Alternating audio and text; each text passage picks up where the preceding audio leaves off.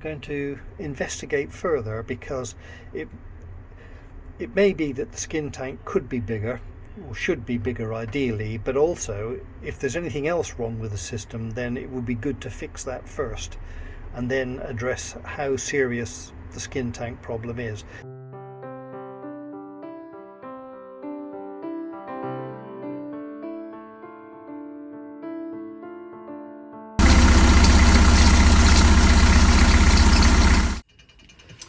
Welcome to this week's video. As you can see, I'm back on the boat, albeit briefly, and I came up today specifically because Peter had the engineer coming to see to the engine, hopefully with the right parts this time, and I expected him to be here when I arrived this morning, and there was no vehicle in sight. When I spoke to Peter, he said he came and he'd gone. So I shall ask Peter to tell us, because I really don't know what he's done and where we're at with everything, but I do know we have an engine that's running, and Peter's got hot water now, so that's all good. So can you first of all say what it's been like over the last 3 weeks since the engine overheated? Yes. Yeah, it's been increasingly difficult. The battery bank's quite large, it's 460 ampere hours, so when it went wrong, it was at the end of a period of engine running, so the batteries were pretty well charged, so it can take a few days where you're using more than you're putting back in. The solar panels were putting a little bit in, but it was cloudy and it was still getting dark pretty early. But as time went on, it got the battery state got lower and lower.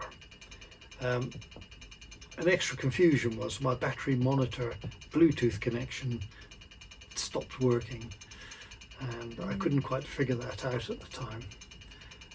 So as I've said in the previous video, I gave in against my personal choices and bought an ex-demonstration little generator.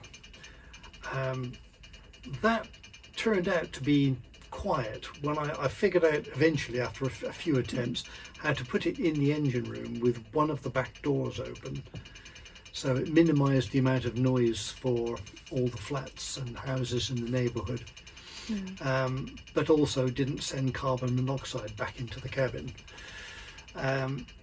And I got my battery charger sorted out. It has multiple modes, and it took me a while to get the hang of which mode gave me the best charge. When we had a few days sunshine, it made a really marked difference, because I was often getting 12 or 15 amps going into the batteries during the day, and that's a net value. So if the fridge is on and it's using between 3.5 and 4.5 amps, and you've got 15 amps coming from the solar, then the monitor shows me plus 10 going in. Then we had a series last week of very dull days, and that was really difficult. 2 or 3 days ago, it must have been Saturday afternoon, I ran the generator for 5 hours, which helped. The good thing is I set it going and I went into the pub for a cup of coffee so I could plug my PC in and charge it up. And when I came out, I thought the generator had stopped, because I don't know how long it will run on a full tank of petrol, because full tank's only about 2.5 litres. And so I stood on the jetty by the front of the boat and I couldn't hear anything. So I walked down to the end of the jetty, which is about halfway down the boat, and I could just about hear it. So it's very quiet then. So it is pretty quiet, I have to say. And it did help. But then last Thursday, the engineer turned up. Didn't turn up. It was arranged, and he came along. out. That's a motorbike belonging to one of the staff, which makes a lot of noise. He took one look at the engine and said, "Oh, I've got the wrong parts." So off he went, and so he was back this morning with the correct size core plug. The leaking core plug was replaced. A small angled piece of rubber hose from the housing for the thermostat going into the engine was replaced, and also the filler cap, which somehow or other was bent only very slightly, but we're trying to eliminate everything that could be a problem, and they don't cost very much. So the thermostat's only a couple of years old and that's working fine, so that's gone back in, and now I have an engine that I can use. As always, the idea from the engineer who did the original call out, the river and canal rescue engineer, he suggested changing a rubber hose that goes into the skin tank and removing an angled joint that's there, because it had one section in the middle, which was, it's two wider pieces of pipe connected together by a narrower piece, and he thought that might be impeding the flow. The engineer who came today didn't bring the hose, I noticed, and is absolutely adamant that that will make no difference at all. This engineer did say they have the number of someone who I could talk to about a skin tank. And ultimately that would fix the problem, but it is a bit of a nuclear option, because it means, well, the traditional way of doing it is to take the boat out of the water, fabricate a tank, weld it to the outside of the hull, underneath where it cuts in, what they call the swim, drill through the hull and put piping in to add it to the cooling loop. The engineer today said something interesting, but he said, well, you can put the extra tank on the floor of the bilge. It's the thickest part of the boat. It's 10 millimeters steel as opposed to 6 millimeters in the hull. It might be interesting to find out if this is really a thing or just a legend. I could see that it might work, because the skin tank only needs to be an inch or two thick, so it wouldn't make much difference to the floor of the bilge, and it would be able to transfer heat, perhaps not as quickly because it's thicker steel, through to the canal water. My concern is, what about the water flow? What keeps it moving? Because the normal skin tanks are vertical, so you put the water in the top, it goes down a series of little veins. Yeah. Baffles. Baffles, that's the word, thank you. Yes, yeah, flat plates. We've even had somebody come along with an infrared camera and look at I know the baffles are there, because you can't see them, of course, but you can see the hot spots running across the skin tank where the water's flowing down the baffles. So it zigzags down to the bottom and then it's scavenged back into the engine. So if I can get this number, then I will call this person and we'll have a chat and see what happens. But the difference now, being able to just start the engine is enormous, because the knock-on effect is things like, one evening my PC, I hadn't been paying attention to the battery, it suddenly shut itself down because it was down to nothing really. I tried to put the inverter on, but the voltage on the battery bank was too low for the inverter to run, and I couldn't run the Eberspacher for hot water for the same reason, because that has a minimum voltage below which it won't run.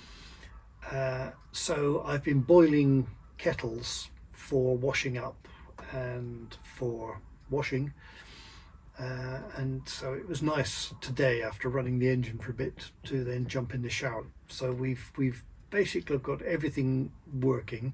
It'll be interesting to see now, because I used to almost on a daily basis bleed the skin tank, because it always got a little bit of air in it, which meant lifting up one of the engine deck boards.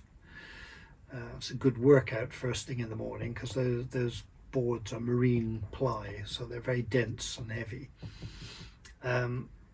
bleed that and then check the level of coolant. And very often I had to put something in, not a lot, but a few hundred millilitres, maybe half a litre some days. But you think, where's this going? And the bilge is fair size, so very small amounts. You think, was that there yesterday or wasn't it? I tried to keep it dry, but it could well have been leaking around this failing core plug for some time, because there was rust underneath, or a brown stain, which is probably more to do with the coolant. Yes, that was running down the side of the engine, so that's all sorted. I don't think anything else was done today. That's why it was quick, because fitting a new core plug doesn't take long. You just have to punch a hole in. They're like little steel cups, and you just punch a hole in the old one so you can put something in there and pull it out. And then the new one, I know this because I've done it on a car engine many years ago, and I was too poor to buy antifreeze, and one day my car froze over, and these core plugs just pop out because on the ends of bits of ice, and then they fall on the floor. And in those days I just picked it up, laid it back over the hole, put a piece of wood over it and tapped it back in with a hammer, and it worked. So I didn't have to spend any money on that. But this time we've got a new core plug in there. Was it just one they replaced, or the whole set, like In the the previous end, engineer it said? was one. I mean, you can kind of see the argument that if one has failed, maybe you should change them all. On the other hand, the other If it argument, ain't broke, don't fix it. yes, exactly. Don't go looking for trouble. We've run the engine for a while, put all the deck boards back again. So the little generator is out on the well deck now. So along with the remains of the 5-litre can of petrol. After this has all been done, you are now left with several litres of coolant to dispose of. You really need to find an oil disposal point, and normally you have to pay something to throw it into the tank. But I've got a 10-litre, I think it is, a bottle, water bottle about that size and that diameter, full, and A bucket. half a bucket. Which would probably go close to filling another of those. It definitely can't go in the canal. Can't go down the drains, can it? You're not supposed to put it down the drains. No. You'll only end up back in the water system. I did, because we had a couple of times when the coolant has, for one reason or another, come out. Once it was as simple as a Jubilee clip vibrated loose, and a hose came off at the bottom of the engine and just let the coolant out. While I was cleaning that up, I think it was a coolant soaked cloth or something I put down on the bank, and I was there for a few days, and 48 hours later there was a brown patch on the grass. It had killed the grass. Wow. I was a bit guilty about that, so when I came out of Birmingham last summer, I actually stopped for lunch at that same spot, and I walked across and looked, and the grass has recovered. So how can you find where to dispose of it, though? What's your next port on that? Because ask around, look online perhaps. Or perhaps ask my viewers if anyone knows where a safe place to dispose of old coolant is. Any mechanics or boat owners or whoever you are that might have the answer, do leave a comment below. Yeah, so that's one of the problems that we've got at the minute, and it's all on my side of the bed as well, next to a bike and a toolbox, which is still next to the bed. So I'm not staying on the boat at the minute, so that's all right. But they can go back in the engine room now. Well, they can, but it's just the liquid that we need to dispose of. Yes. Okay, so I asked Peter earlier, now that he's got an engine running, is he going to move? And I don't think you are, because you are going to make some inquiries about this extra skin tank and see what's required for that, aren't you? Yes. The dilemma we have at the minute is that Peter wants to get some work done regarding the diesel stove. we have to sort out the skin tank or overheating problem, because although the work's been done and the engine is now running, we still do not know if there is an overheating problem on the engine. And the only way to test that is to leave it running, which is how it overheated in the first place 3 weeks ago, or to do some cruising. Yeah, it really needs to be run for an hour and a half, hour and 3/4 at 1150, 1200 RPM without stopping for locks. So what would have been a very good test would be to go out onto the Thames, and once you get through Caversham Lock, you've got quite a long cruise. Right. There are some long cruises there, and that will be going upstream. So realistically speaking, based on all our future plans, it would appear that we're going to be staying here for a bit longer, I think. And then the next move that the boat does is that stretch that Peter just mentioned, going up towards Lockgate stoves. Is that what they're called? Yes. Lockgate yes. stoves. Yeah. So he'll be going in the right direction to get the work done on the diesel stove. We will also find out at that point whether the engine is going to overheat and take the steps necessary from there. You may as well be moving in that direction. Yeah. Not. We could just go up a little way and turn around and come back down again. That's not going to give you a test of whether or not it's going to overheat, though, is it? Because we know we can do this stretch without the engine overheating at all. Yeah. Yes, but it would. Be nice to cruise. It would cut down. It would cut down some of the background noises, because when a boat's not moving and the weather begins to warm up, you get weed growing on the hull just under the waterline.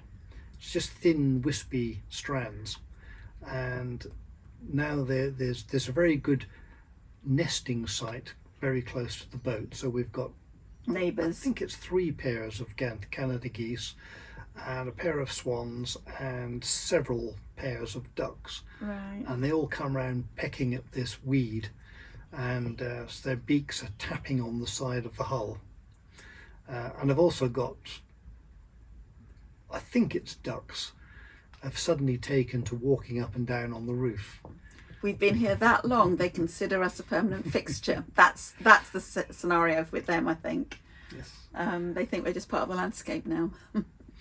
Yes, I did have a duck kept somewhere, might have been Berkhamsted, where a duck kept going onto the roof, and that was in the spring, and it was because it was a female, and there were a few males around, and when they got a bit too attentive, she used to fly out of the water and sit on the roof. For some reason, they never used to follow her up there, and she'd paddle around up there, making a very flat sound, as Beatrix Potter described. So, Oh, really? Flip, flap, paddle, flap, or something like that. In the tale of Jemima Puddle Duck, I seem to remember reading to the children. But it is that sound. It's flap, flap, flap. And you're just lying in bed, it's going across your head, and then it comes back again. So the overheating engine problem has been with you really since you bought the boat, but it only rears its head on the long distances without locks. That's the problem that we've got. And so it curtails the revs that Peter can cruise the boat at, which then in turn curtails the journeys that we can do. We can't go onto too many rivers. So going upstream along the Thames is going to be quite a test. We can only take things one step at a time, and hope that maybe all this work that's been done now will keep the coolant in the system and the engine will remain cool. And then maybe you can try increasing the revs, because the engine will take it. That's designed for higher revs than 11 or 1200, but we don't know whether or not the cooling system will cope with it.